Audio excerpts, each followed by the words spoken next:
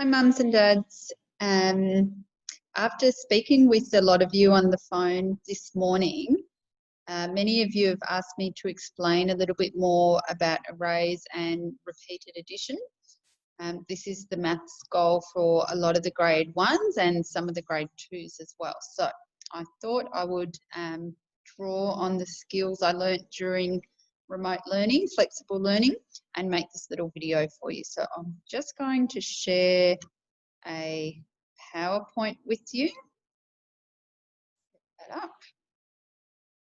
Here we go. So we talk about arrays and repeated addition. And arrays are just an arrangement of objects in rows and columns. Kids often get confused about which one rows are and which one columns are. So I try and always do this. So rows and columns, and pretty soon they pick up on that and they begin to understand. So if we look at this collection of dots, we can see that it has 4 rows and 3 columns.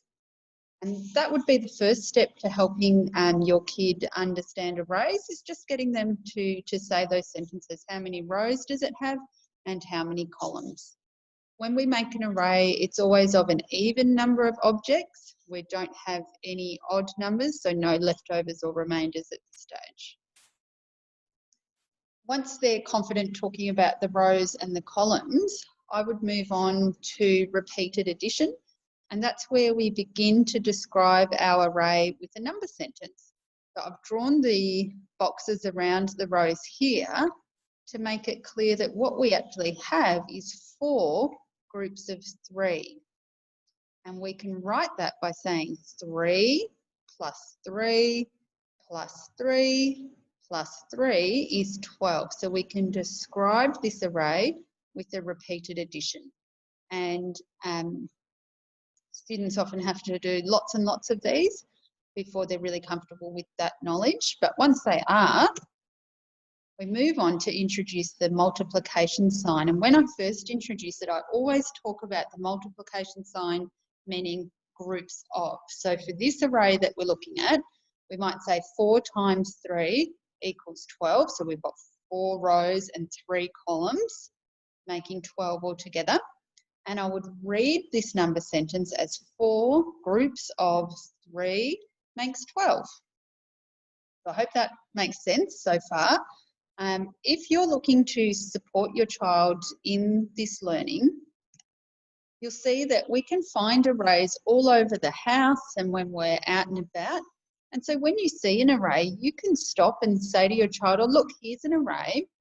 How many rows does it have? And how many columns does it have? So if we were looking at the carton of eggs, we could say it has 2 rows and 6 columns.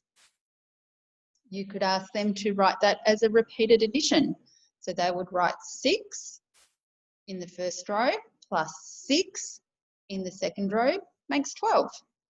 And then you could take it a step further and ask them how many groups of, or to write it as a multiplication. So we could say 2 groups for the 2 rows of 6, 6 in each row makes 12.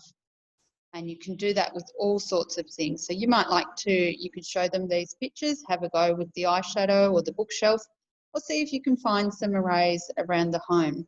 But it's a really great way of linking the maths that they're learning, the knowledge, to things in real life and making it a bit more concrete for them.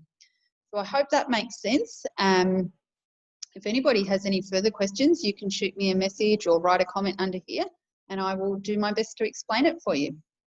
All right, thanks for watching, guys. Bye.